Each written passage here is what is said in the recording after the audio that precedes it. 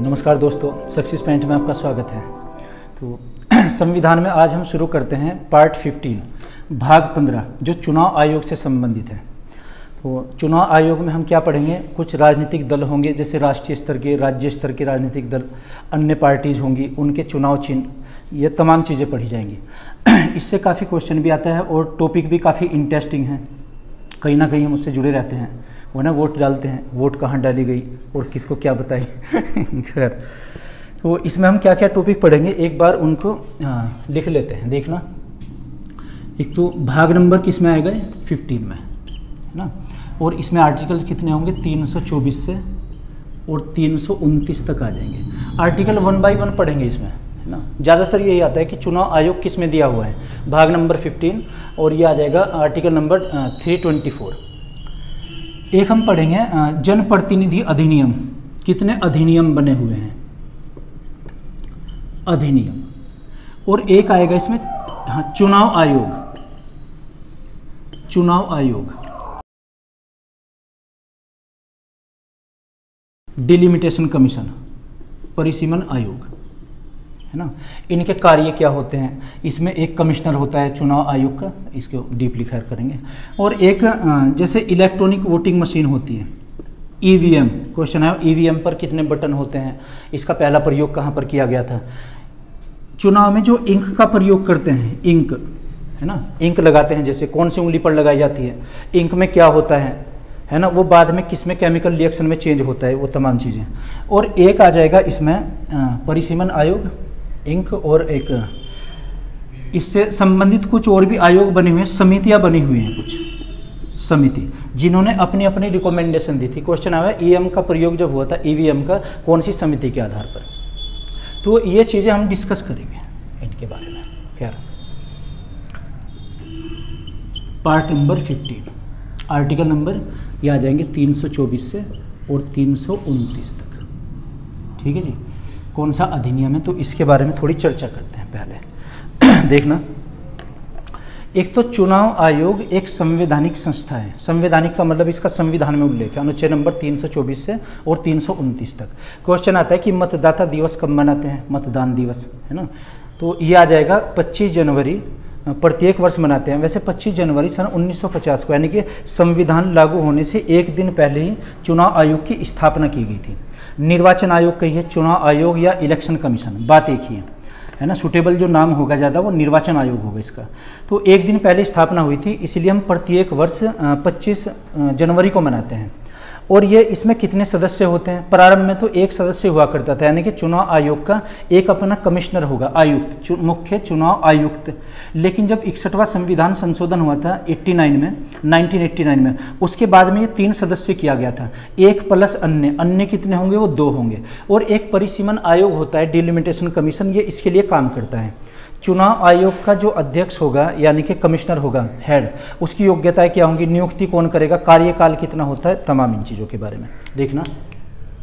पहले हम चुनाव आयोग के बारे में, 2 अधिनियम काम करते हैं, देखना, एक्ट भी बने हुए हैं। एक तो जनप्रतिनिधि अधिनियम, जनप्रतिनिधि अधिनियम, अधिनियम ये कब बना था, 1950 में। एक और दूसरा बना जनप्रतिनिधि अधिनियम, ये क्या बन गया, प्रतिनिधि अधिनियम। स्पेलिंग में गलती हो जाती है कभी कभी, तो 1951 में बना था। परिसीमन आयोग अधिनियम, परिसीमन आयोग अधिनियम जो बना था, एक्ट, ये 1952 में बना, है ना। ये क्वेश्चन आए हुए हैं 1952। अब वर्तमान में कौन सा लागू है, चौथा परिसीमन आयोग। इसके कार्य क्या होते हैं अभी आपको बताएंगे। एक ये चुनाव आयोग की स्थापना कब होती है, चुनाव आयोग, चुनाव आयोग स्थापना, संविधान कब लागू हुआ, 26 जनवरी को, उससे एक दिन पहले 25 जनवरी और सन 1950 को स्थापना हुई थी। इसीलिए हम जो मतदान दिवस निकालते हैं 25 जनवरी को प्रत्येक वर्ष। मतदान दिवस कब मनाते हैं, मतदाता दिवस या चुनाव दिवस कहिए, 25 जनवरी को। ये भी क्वेश्चन आया हुआ है ना। एक क्वेश्चन है कि चुनाव में जो मिनिमम मतदाता की आयु कितनी रहती है, 18 वर्ष रहती है। एक 61वां संविधान संशोधन हुआ था, 61वां संविधान संशोधन 1989 में, 1989 में। इसमें क्या था, मतदाता की आयु 21 वर्ष से घटाकर 21 वर्ष से कितनी की गई थी, 18 वर्ष की गई थी। तो मतदाता की न्यूनतम आयु 18 वर्ष होती है। और जो चुनाव आयोग में सदस्य होते हैं वो 1 प्लस अन्य होंगे, यानी कि 1 प्लस 2 3 किया गया था उसको। आप चाहे तो नोट करते रहिए, आप ये साथ साथ नोट कीजिए। ओके, देखना चुनाव आयोग में एक मुख्य निर्वाचन आयुक्त होगा और अन्य आयुक्त होंगे। चुनाव आयोग, हाँ, इसमें क्या, एक तो आयुक्त है ना, इसको बोलते हैं CEC, चीफ इलेक्शन कमिश्नर, मुख्य निर्वाचन आयुक्त है ना, और प्लस अन्य होंगे। अन्य की संख्या 2। मुख्य निर्वाचन आयुक्त सबसे पहले 1950 में कौन बने थे, सुकुमार सेन। प्रथम कौन थे, प्रथम सुकुमार सेन, सुकुमार सेन है ना, जैसे सुष्मिता सेन, सुकुमार सेन। ओके, अच्छे से जल्दी समझते हैं। ओके, और वर्तमान में कौन है, वर्तमान में अभी इसमें सुनील अरोड़ा, सुनील अरोड़ा तो इसमें मुख्य निर्वाचन आयुक्त। और अन्य कौन है, अन्य 2 हैं, एक तो अशोक और एक सुशील चंद्र, अशोक और सुशील चंद्र। मुख्य सुनील अरोड़ा और वर्तमान में जो अन्य हैं ये अशोक और सुनील है। ज़्यादातर इन्हीं के बारे में पूछते हैं कि वर्तमान में कौन है ना। और ये संख्या इनकी कब की गई थी, 1 प्लस 3, ऐसे 2 अन्य हो जाएंगे और 1 मुख्य, एक तो मुख्य और 2 अन्य। इनकी संख्या 1 प्लस 2। ये कब हुआ था, 1989 से ऐसा किया गया था। 1989 से 3 सदस्य या बहुसदस्य आयोग का गठन किया गया था। उससे पहले एक ही अध्यक्ष हुआ करते थे, यानी कि आयुक्त होते थे, है ना। ये इसका संगठन होता है CEC का, चीफ इलेक्शन कमीशन जो होगा या चीफ इलेक्शन कमिश्नर कहिए, उसमें एक कमिश्नर होगा और 2 अन्य कमिश्नर होंगे, 2 अन्य आयुक्त होंगे। वर्तमान में अन्य कौन है, अशोक और सुनील, और ये मुख्य कौन है इसमें, ये सुनील, और यहाँ पर ये सुशील, ऐसे नाम याद रखिएगा। ओके, आगे बढ़ते हैं। देखना क्वेश्चन आया हुआ है कि CEC की नियुक्ति कौन करते हैं, जो चुनाव आयुक्त होंगे। CEC मुख्य निर्वाचन आयुक्त, CEC और अन्य है ना, अन्य कितने हैं, 2। इनकी नियुक्ति राष्ट्रपति महोदय, इनकी 2 की कौन करेंगे, राष्ट्रपति महोदय। इनका वेतन कितना होता है, 2.25 लाख रुपए वर्तमान में। कहाँ से दिया जाएगा, केंद्र की संचित निधि से दिया जाएगा, कंसोलिडेटेड फंड से। इनका कार्यकाल कितना होगा, कार्यकाल वही होगा जो हमने संघ लोक सेवा आयोग में अध्यक्ष का पढ़ा था और राज्य लोक सेवा आयोग में सेम होगा। 6 वर्ष का कार्यकाल या 65 वर्ष की अधिकतम आयु जो भी पहले हो। और अन्य का कितना, 6 वर्ष का कार्यकाल या 62 वर्ष की अधिकतम आयु जो भी पहले हो। देखना नियुक्ति कौन करेंगे, राष्ट्रपति महोदय, राष्ट्रपति। इनकी कौन करेंगे, राष्ट्रपति महोदय, राष्ट्रपति, ठीक है ना। वेतन कितना हो जाएगा इनका, वेतन 2.25 लाख,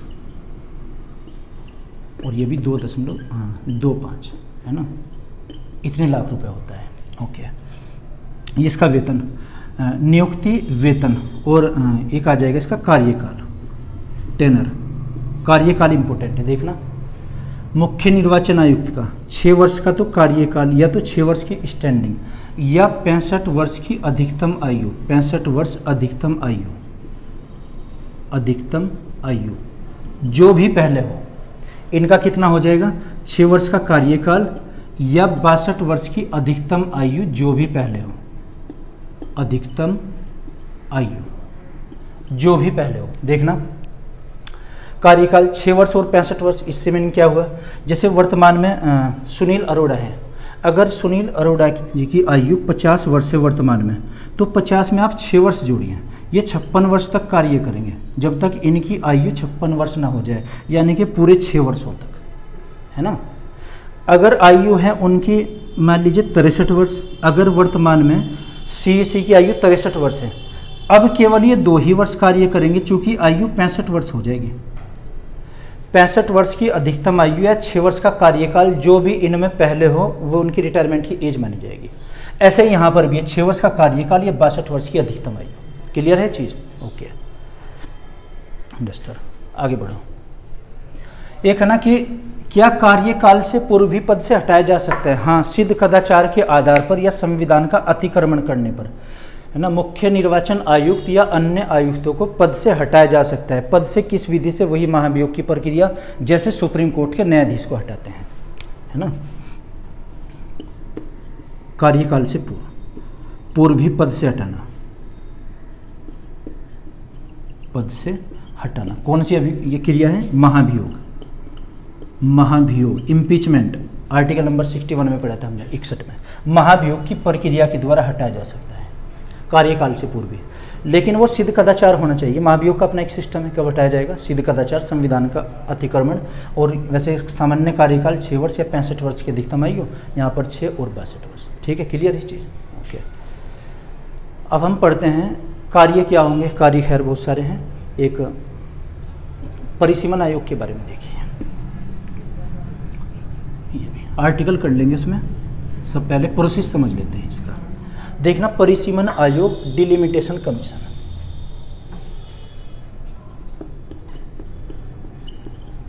परिसीमन आयोग, डिलिमिटेशन कमीशन।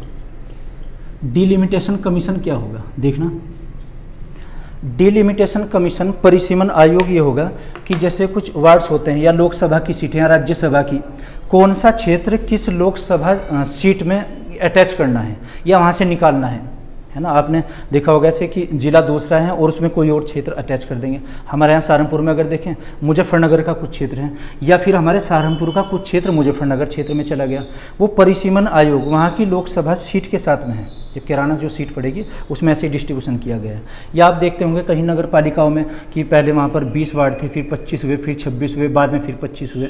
ये सब कौन तय करता है? परिसीमन आयोग।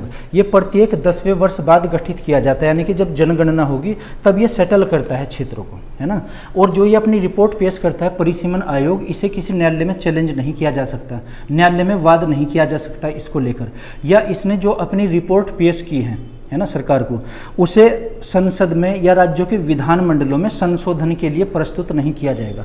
इसकी भी अपनी अहमियत होती है कि ये संवैधानिक संस्था है और अपने आप में एक स्वायत्त संस्था भी होती है। स्वायत्त का मतलब ये अपने निर्णय बना सकता है, कुछ निर्णय ले सकता है। खैर, परिसीमन आयोग का पहले संगठन देखते हैं, इसमें कौन कौन लोग शामिल होते हैं। संरचना है ना, संगठन, कंपोजिशन। इसमें एक तो हेड हो जाएगा अध्यक्ष, परिसीमन आयोग का अध्यक्ष, प्लस अन्य सदस्य होंगे, अन्य, है ना। ये जो अन्य सदस्य होंगे ये 2 होंगे, और इसके अलावा प्लस अन्य और भी हो जाएंगे अन्य, ये 2 से 7 तक सदस्य हो जाएंगे, चाहे मैं के अनुसार। देखना, संगठन में कौन कौन शामिल? अध्यक्ष, एक तो अध्यक्ष ही होगा, प्लस 2 अन्य, प्लस 7 अन्य, या 2 से 7 के बीच कितना ही हो जाए? 3 हो जाए, 4 हो जाए, 5 हो सकते हैं ना, 7 तक हो सकते हैं। जो इसका अध्यक्ष होगा, परिसीमन आयोग का अध्यक्ष कौन होगा? जो चुनाव आयोग का कमिश्नर होगा। जैसे अब कौन है वर्तमान में? सुनील अरोड़ा, तो सुनील अरोड़ा इसके अध्यक्ष कहलाएंगे। CEC, चीफ इलेक्शन कमिश्नर, है ना, जो चुनाव आयोग का अध्यक्ष होगा। चुनाव आयोग का जो आयुक्त होगा, आयुक्त, है ना, CEC, मुख्य आयुक्त, वो इसका अध्यक्ष होगा। ये तो पदेन अध्यक्ष होगा। पदेन का मतलब जो भी CEC होगा वो परिसीमन आयोग का अध्यक्ष होगा। ओके, अन्य कौन होंगे? अन्य होंगे या तो सुप्रीम कोर्ट या फिर हाई कोर्ट के रिटायर्ड न्यायाधीश, सेवानिवृत्त न्यायाधीश,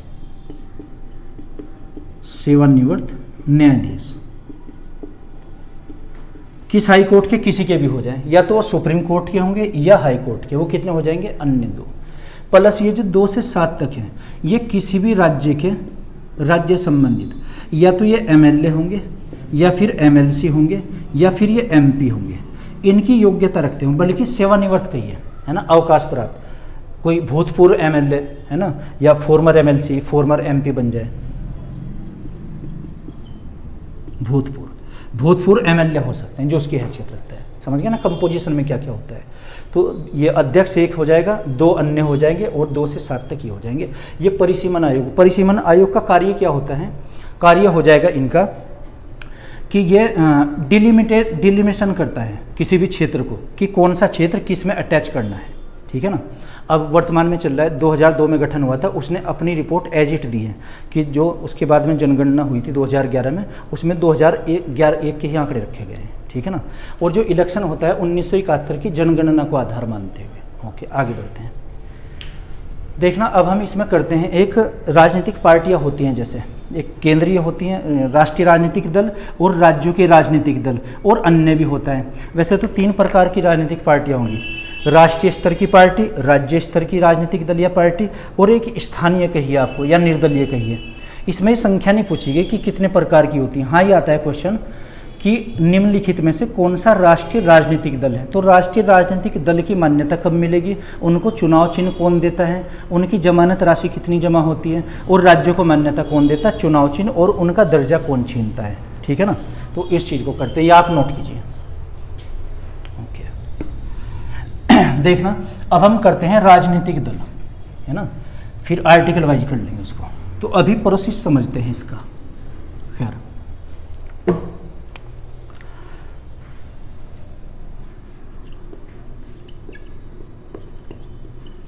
राजनीतिक दल, पॉलिटिकल पार्टीज, है ना।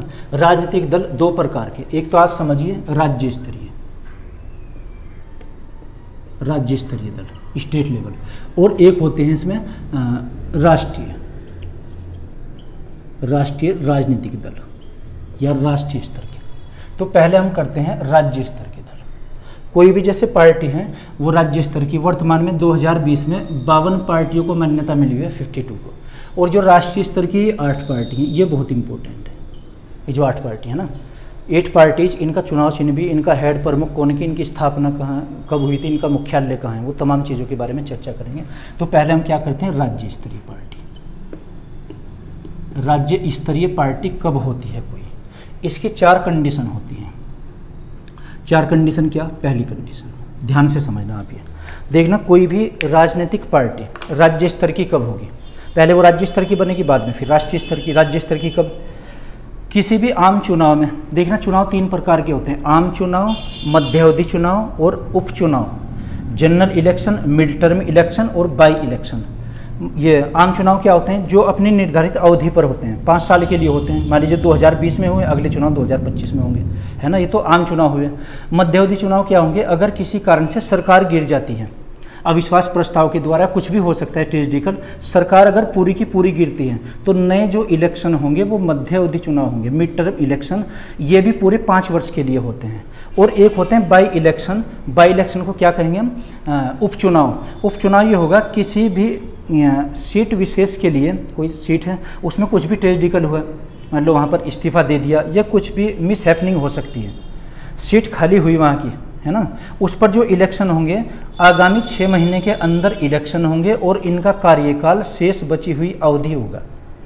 मतलब जो 2020 में चुनाव हुए, लेकिन किसी कारण से 2023 में 3 साल बाद एक पद रिक्त हो जाता है। मान लो हमारे यहाँ पर शहर की लोकसभा की या विधानसभा की सीट रिक्त हुई, कितने वर्ष बचे हुए थे इसके, 2 वर्ष। इस सीट पर जो इलेक्शन होंगे, उपचुनाव होंगे, ये शेष बची हुई अवधि यानी कि 2 वर्ष के लिए ही होंगे। आम चुनाव पूरे 5 वर्ष के लिए होते हैं, मध्यावधि चुनाव पूरे 5 वर्ष के लिए होते हैं, उपचुनाव शेष बची हुई अवधि के लिए होते हैं, ठीक है ना।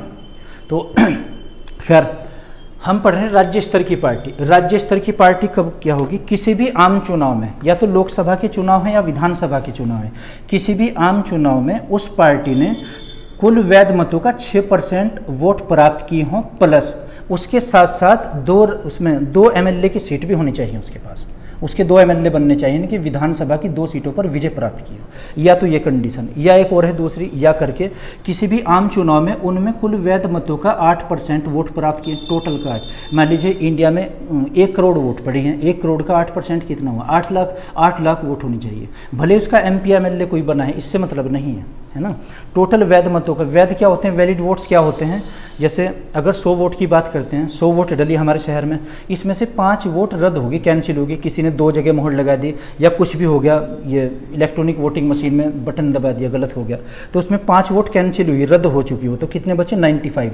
ये जो 95 वोट्स हैं इनको हम कहेंगे वैध मत, वैलिड वोट्स, है ना। एक बार फिर से समझिए, राज्य स्तर की पार्टी के लिए 4 कंडीशंस होती हैं। क्या?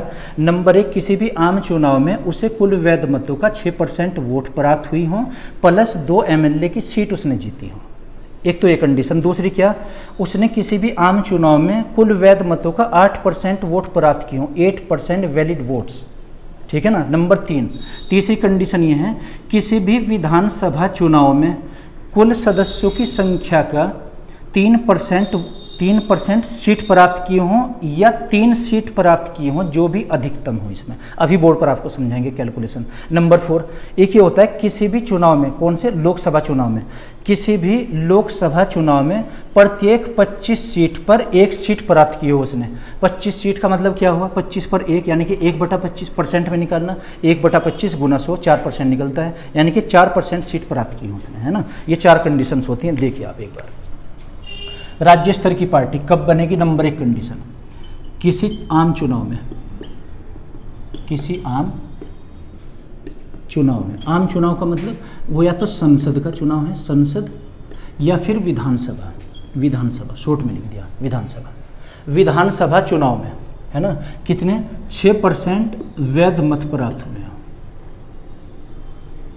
वैध कैसे बनेगा ये? वैलिड वोट्स, वैध मत प्राप्त हुए हैं, प्लस उसके 2 MLA भी होने चाहिए, 2 MLA, 2 विधायक बने हों उसके, ठीक है ना। एक तो ये कंडीशन, या करके फिर दूसरी कंडीशन, किसी भी आम चुनाव में,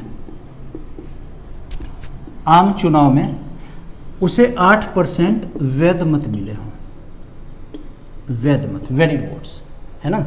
तीसरी कंडीशन, या करके, तीसरी कंडीशन है या, कि उसे लोकसभा, इसमें विधानसभा चुनाव में, विधानसभा चुनाव जो MLA के होंगे, इसमें 3% उसे सीट मिली हो, 3% सीट या 3 सीट, 3% सीट या 3 सीट, इसमें से जो भी अधिक हो, जो भी अधिक हो, अधिकतम हो, है ना। इसका मीनिंग समझिए आप पहले, जो भी अधिकतम का। विधानसभा के चुनाव में 3% सीट्स या फिर 3 सीट, इसका मीनिंग क्या हुआ? 3% सीट का और 3 सीट का। अगर हम दिल्ली का केस लेते हैं, दिल्ली में विधानसभा की कितनी सीट? 70, है ना। जैसे दिल्ली में कोई पार्टी राज्य के स्तर की बननी है तो वहाँ पर 70 सीट है, 70 का आप निकालना 3%, 3/100, इससे कैंसिल कितना आ जाएगा? 7 के 21, ये 2.1। 2.1 में से और 3 में से कौन सी संख्या बड़ी है? 3, है ना। तो यहाँ पर दिल्ली में उसे 3 सीटें जीतनी पड़ेंगी, तब राजनीतिक पार्टी होगी, है ना। इसको 2 मानेंगे, इसको 3, 2 और 3 में से बड़ी संख्या क्या है? 3 सीटें जीतनी पड़ेंगी। अगर बात हम लेते हैं पांडिचेरी की, पांडिचेरी में कितनी सीट हैं? 40 का निकालना 3%, 3/100, ये कितना निकलता है? 4 × 12, 1.2, 1.2 सीट या फिर 3 सीट में से कौन सी है बड़ी? 3, तो इसकी संख्या 3 होगी, उसे 3 जीतनी पड़ेगी सीटें, ठीक है ना। अगर बात करते हैं हम उत्तर प्रदेश की, या आप नोट करते रहिए साथ साथ, यूपी में कितनी है सीट? अगर यूपी में कोई संख्या, कोई राजनीतिक दल राज्य स्तर का बनना है तो यूपी में संख्या कितनी है? 404, 404 का आप निकालना 3%, 3/100, है ना। इससे चलो कैंसिल, 4 × 12, 12 सीट निकलती हैं लगभग, 12 पॉइंट समथिंग हो जाएगा, 12 सीट। 12 और 3 में से कौन सी अधिकतम है संख्या? 12। यहाँ पर यह कंडीशन अप्लाई होगी, उत्तर प्रदेश में उसे 12 सीट जीतनी पड़ेगी, तब उसे राजनीतिक दर्जा मिलेगा, है ना। एक और होता है चौथी कंडीशन, वो भी आप देख लीजिए, नंबर 4, किसी भी लोकसभा चुनाव में उसने 25 सीटों पर 1 सीट प्राप्त की हो, 25 सीटों पर 1, इसका मीनिंग क्या हुआ? 25 में से 1/25% में अगर निकालते हैं 100, यहाँ पर गुना करेंगे तो कितना आ जाएगा? 4%। लोकसभा की उसने 4% सीट प्राप्त की, है ना। तो ये 4 कंडीशंस बनती हैं राज्य स्तर की पार्टी बनने के लिए। जिसके पास राज्य, इसमें से कोई सी भी हो जाए, देखना ये या में है, या तो पहली कंडीशन या दूसरी या तीसरी या चौथी, उन्हीं की सारी कंडीशन अप्लाई होंगी, कोई सी एक, है ना। ये आप नोट कर लीजिए। अभी आपको बताते हैं फिर राष्ट्रीय स्तर की पार्टी। ओके, अब करते हैं, ये तो राष्ट्रीय स्तर की पार्टी हुई है, अब राज्य स्तर की जो पार्टी होंगी, है ना, सॉरी राज्य की हमने, राष्ट्रीय करते हैं नेशनल पार्टीज। तो नेशनल कितनी है भारत में वर्तमान में 8, और राज्य स्तर की कितनी मान्यता प्राप्त है 52, 52, है ना। ये भी हटाइए आप। तो राष्ट्रीय स्तर की कौन कौन सी हैं और उसको मान्यता कैसे दी जाएगी। नेशनल पार्टीज, राष्ट्रीय राजनीतिक दल कितने हैं, संख्या 8 कौन कौन से उनके नाम लिखवाएंगे। तो पहले आप ये समझिए कि इन्हें मान्यता कौन देगा, चुनाव आयोग या निर्वाचन आयोग, है ना। कंडीशन क्या होगी, इनकी योग्यताएं क्या होंगी। इसकी 3 कंडीशन है। क्या, नंबर 1 तो ये होगा किसी भी आम चुनाव में, यानी कि लोकसभा या संसदीय चुनाव में उसे कुल वैध मतों का 6% मत प्राप्त हुए हों, और ये 6% कम से कम 4 राज्यों में होने चाहिए, और इसके साथ साथ लोकसभा की 4 सीटें भी होनी चाहिए उसके पास, है ना। वो राजनीतिक दल बन जाएगा राष्ट्रीय स्तर का। नंबर 2 क्या, दूसरा है कि वो राजनीतिक दल कम से कम 4 राज्यों में राज्य स्तर का दर्जा प्राप्त करता हो। तीसरी कंडीशन ये होगी कि किसी भी आम चुनाव में उसे 3 राज्यों में कम से कम 2% सीट प्राप्त होनी चाहिए। लोकसभा में सीटें कितनी हैं टोटल 545, इसका 2% लगभग कितना हुआ 10.89, ये लगभग निकलता है 11%, यानी कि 11 सीटें उसके पास होनी चाहिए। देखना 3 कंडीशन क्या क्या, कम से कम 4 राज्यों में, कम से कम 4 राज्यों में कुल मत का, कुल वैध मतों का, कुल वैध मत का 6% वोट प्राप्त होने चाहिए। 6%, वैलिड वोट्स का 6%। अगर 1 करोड़ वोट हैं तो उनका 6% 6 लाख हुआ, प्लस 4 लोकसभा की सीट, 4 लोकसभा के MP होने चाहिए उसके पास।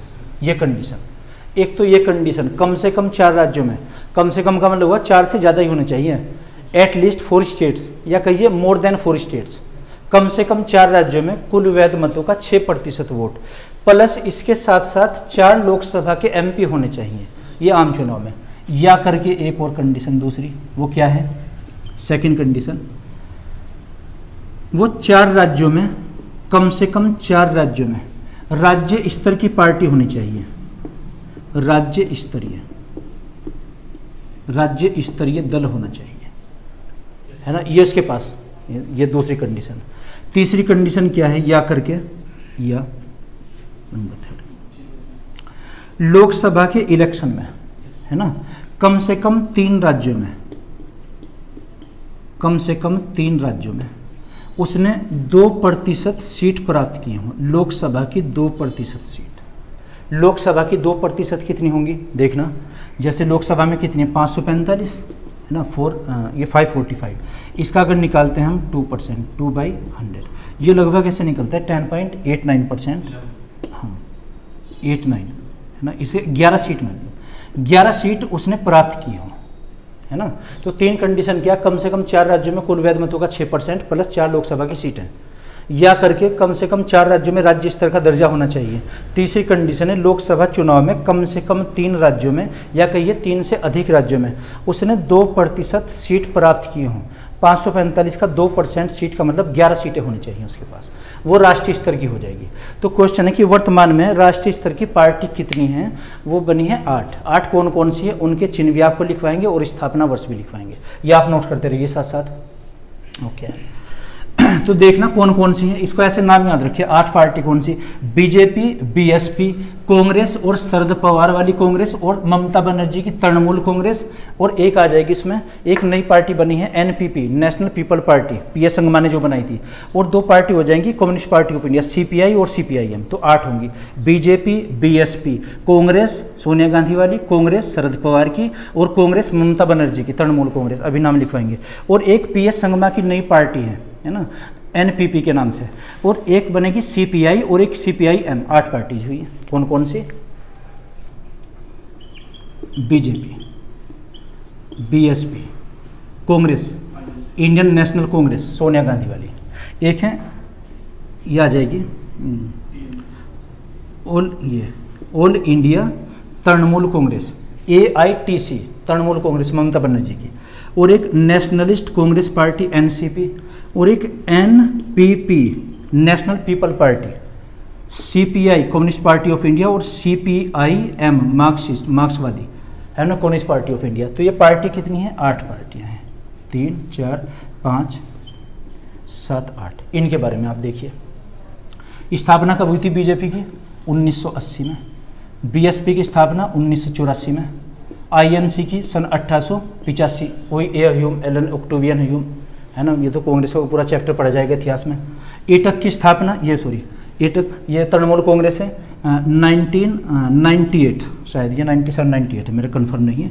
NCP फिर इसके 1 साल बाद 99 में बनी, और NNP 2013 में पार्टी बनी थी, PS संगमा ने बनाई थी, और CPI सन 1925 में पार्टी बनी थी, CPIM 1964 में पार्टी बनी थी। इसी के 2 भाग बन गए थे, 2 विचारधाराएं थी इसमें। ये इनकी स्थापना का वर्ष आएगा, स्थापना कब हुई थी, है ना। अब इनका चिन्ह क्या है ये भी आप देखिए, चिन्ह वाले क्वेश्चन आते हैं। BJP का कमल का फूल, ये तो जानते होंगे बच्चा। BSP का हाथी, INC है ना, हाथ का पंजा भी। अच्छा, ऑल इंडिया तृणमूल कांग्रेस जो ममता बनर्जी की पार्टी है, इसका ट्री आ जाएगा, पेड़, animated tree,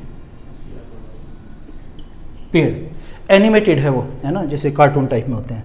NCP nationalist Congress party, Sharad Pawar की जो घड़ी, अलार्म घड़ी है ना, टाइम टेबल वो लगाते हैं ना, अलार्म नींद में बंद करते थे उसको रात को।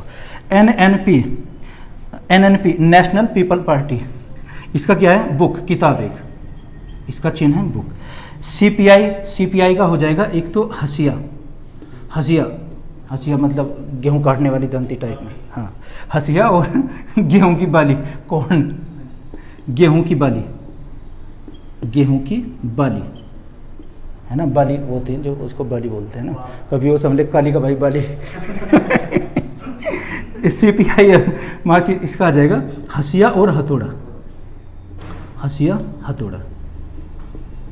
ठीक है ना। ये इसका चुनाव चिन्ह भी, ये CPI का पूछा गया कई बार। ओके, अब देखते हैं इनके हेड कौन है, प्रमुख, या आप कहिए इनके पहले वो लिखते हैं संस्थापक ज़्यादा नहीं वैसे पूछे जाते हैं, या लिखें संस्थापक भी। चलो आप देखिए, वर्तमान में इनके हेड कौन है। BJP के मुखिया कौन है? JP नड्डा है ना, जगत प्रकाश नड्डा। अच्छा, BSP मायावती जी है ना। अच्छा, INC Indian national Congress, Sonia Gandhi है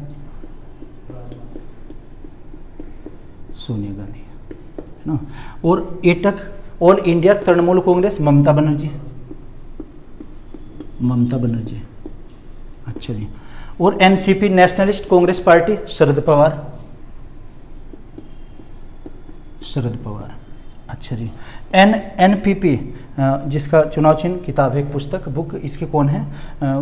कोनोड संगमा, मेघालय के कौन है? अच्छा, कर्नाड संगमा, जो PS संगमा ने पार्टी बनाई थी। और CPI के हो जाएंगे, CPI के कौन है, मेरे याद से ऐसा नहीं आ रहा, CPI के मुझे याद नहीं। CPIM के सीताराम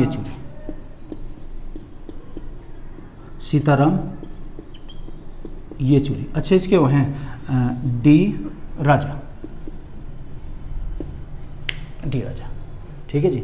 तो ये आप चाहें तो इनके चिन्ह और इनके जो हेड है प्रमुख, ये आप नोट कर लीजिए, ये इनके हेड्स हैं, ठीक है जी। ये क्वेश्चन आता है। खैर आगे बढ़ते हैं।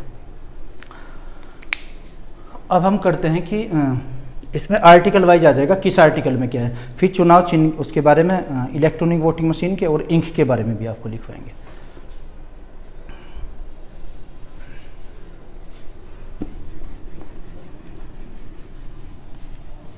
तो ये राजनीतिक पार्टियां और उसके चुनाव चिन्ह हुए हैं। देखना क्वेश्चन आया हुआ है कि जो चुनाव में इंक लगाई जाती है, एक तो इंक कौन सी उंगली पर लगाई जाएगी, और इंक में क्या होता है उसमें कलर में, है ना, और बाद में किस में परिवर्तित होता है, और लेफ्ट हैंड में ही क्यों लगाई जाती है। तो इसका आप लॉजिक सुन लीजिए, है ना। जो पिगमेंट लगाते हैं, इंक लगाते हैं,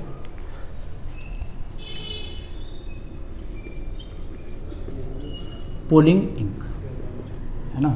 एक तो ये लेफ्ट हैंड की जो हमारी तर्जनी उंगली होती है ना, मेन उंगली इस पर लगेगी, लेफ्ट हैंड, है ना। बाएं हाथ की तर्जनी उंगली में लगाते हैं, है ना।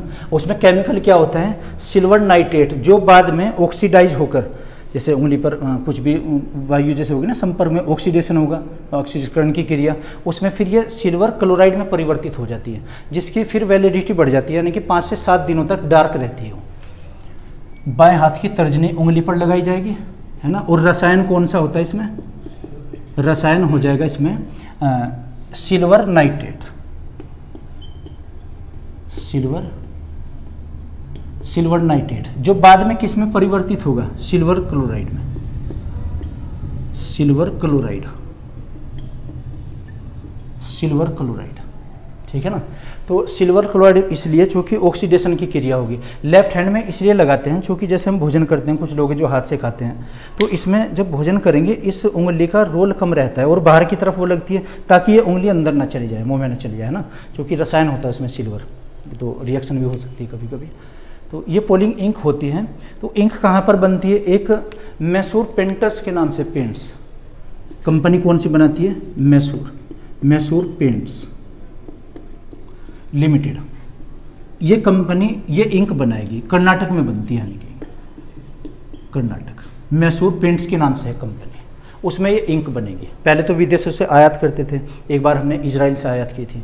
खैर, तो एक लाइन में याद रखें, बाएं हाथ की तर्जनी उंगली पर केमिकल सिल्वर नाइट्रेट और बाद में सिल्वर क्लोराइड में चेंज होता है, इसको नोट कर लीजिए आप।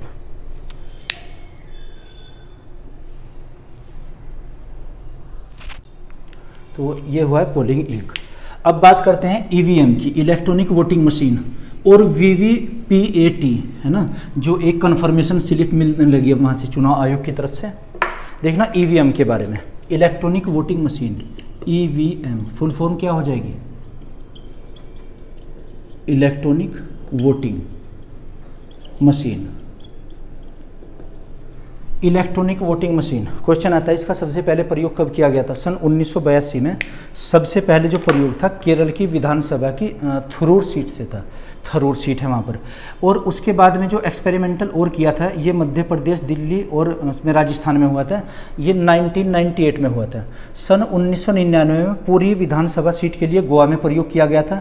और जो 14वीं लोकसभा के लिए इलेक्शन हुए थे सन 2004 में, पूरे भारत में तब ईवीएम को लागू किया गया था। क्वेश्चन आता है कि ईवीएम में कौन सी बैटरी का प्रयोग होता है, ये लिथियम बैटरी होती है, शुष्क सेल जिसको कहेंगे, फिजिक्स में पढ़ा जाएगी ये चीज़, साइंस में। एक इसमें बटन कितने होते हैं ईवीएम के अंदर, बटन होंगे टोटल 16 और एक 17वां बटन नोटा के लिए होगा। नोटा की full form none of the above, इसका मतलब हुआ कि हमने किसी को वोट नहीं दी। देखना बैलेटिंग यूनिट्स होती हैं लगी हुई, एक मशीन में एक यूनिट, उसमें कितने उम्मीदवारों के नाम लिखे जाएंगे, 16 उम्मीदवारों के। 17वां बटन किसके लिए होगा, नोटा के लिए, है ना। लेकिन अगर कैंडिडेट्स बहुत ज़्यादा हैं, चुनाव में बहुत ज़्यादा उम्मीदवारों ने पर्चा भरा हुआ है, तो उसमें यूनिट अटैच करनी पड़ेंगी, हमें जोड़नी पड़ेंगी। वो मैक्सिमम कितनी यूनिट जोड़ सकते हैं, 4। एक में कितने नाम होते हैं, 16, तो 4 में कितने हुए, 64, 16 चौका 64। इसके बाद में अगर उम्मीदवारों की संख्या बढ़ती है तो उनको एक मत पत्र के द्वारा वोट डलेगी फिर, है ना। हालांकि ऐसा हुआ नहीं अभी तक। और क्वेश्चन है कि इसका निर्माण कहाँ पर होता है, एक तो बेंगलोर में, एक हैदराबाद में। बेंगलोर में कौन करता है, भारत ये इलेक्ट्रिक लिमिटेड कंपनी है, और हैदराबाद में है इलेक्ट्रॉनिक कॉरपोरेशन लिमिटेड कंपनी, जो हैदराबाद में इसका निर्माण करती है। इसमें मैक्सिमम वोटर्स कितने हो सकती है, कितनी मैक्सिमम वोट डाल सकते हैं, उसका आंसर हो जाएगा 3840, है ना, 3840, ये इनकी मैक्सिमम वोटर्स हो सकते हैं। खैर, ईवीएम का पहला प्रयोग, है ना, स्पेलिंग समझ जाना, कभी ये पहता पढ़े, पहला, फिर कमेंट आएंगे आपके की स्पेलिंग गलती। पहला प्रयोग सन 1982 में कहाँ पर हुआ था, थरूर सीट थी कि थरूर सीट केरल में, इसका पहला प्रयोग। सन 1998 में कहाँ पर हुआ था, एमपी और दिल्ली और राजस्थान के कुछ सीटों के लिए। 1999 में पूर्ण रूप से, जब पूर्ण रूप से पूरी विधानसभा का इलेक्शन हुआ था, ये गोवा में हुआ था, गोवा में प्रयोग पूर्ण रूप से। और पूर्ण रूप से जब लोकसभा के इलेक्शन हुए थे, एक संसदीय चुनाव सन 2004 के हुए थे, है ना, 14वीं लोकसभा थी, 14वीं लोकसभा के लिए इलेक्शन, इसमें पूर्ण रूप से प्रयोग हुआ था, पूर्ण प्रयोग, है ना। इसमें जो बैटरी होती है कौन सी, लिथियम बैटरी, है ना, लिथियम बैटरी का प्रयोग। बटन की संख्या कितनी होती है, बटन 16 + 1, है ना, = 17। 16 तो इसमें उम्मीदवारों के नाम होंगे। एक तो इसमें नोटा बटन होगा, NOTA, नोटा की full form none of the above, उपरोक्त में से कोई नहीं। इन 16 में हमने किसी को वोट नहीं दिए, है ना। जो कोई इस बटन को दबाएगा इसका मतलब वो किसी को वोट देना नहीं चाहता। फुल फॉर्म क्या हुई, none of the above, none of the above, उपरोक्त में से कोई नहीं। तो नोटा बटन 17वां बटन होता है। ये जो 16 उम्मीदवार हैं, अगर उम्मीदवारों की संख्या 16 से भी ज़्यादा होती है, फिर इसमें बैलेट यूनिट बनानी पड़ेगी। एक ये बैलेटिंग यूनिट जोड़नी पड़ेगी। एक यूनिट में 16 उम्मीदवारों के नाम होते हैं और ये मैक्सिमम हम 4 जोड़ सकते हैं। इसमें कनेक्ट कर देंगे, अंदर कुछ मैकेनिज्म होगी ऐसी, तो 4 यूनिट हम इसमें अटैच कर सकते हैं। तो टोटल उम्मीदवार अब कितने हो जाएंगे, 64। अगर उसके बाद भी उम्मीदवार बचे हैं, फिर मतपत्र पर डालनी पड़ेगी उनकी वोट सामान्य रूप से। ओके, तो ये क्या हुआ, इसमें बटन की संख्या। एक क्वेश्चन आता है, बैटरी कौन सी, लिथियम बैटरी। इसमें अधिकतम वोटर्स की संख्या कितनी है। जैसे जाएंगे वहाँ पर वोटर्स, बटन दबाएंगे, वोटर्स डालेंगे ना, अधिकतम वोट की संख्या कितनी हो जाएगी, वोट, ये 3840, एक मशीन में 3840 वोट आएंगी। इतनी वोटों की क्षमता है उनकी। अगर इससे ज़्यादा वोट डालनी है, फिर दूसरी मशीन अटैच करनी पड़ेगी उसमें। ओके, ये नोट कीजिए। देखना, एक होता है वीवीपैट, है ना, वीवीपैट, वो भी आप समझ लीजिए। उसमें एक स्लिप हमें मिलती है, स्लिप कन्फर्मेशन स्लिप होगी एक ये, है ना। उससे ये होगा कि हमने वोट जो डाली है, हमारी वोट सही भी डली है या नहीं।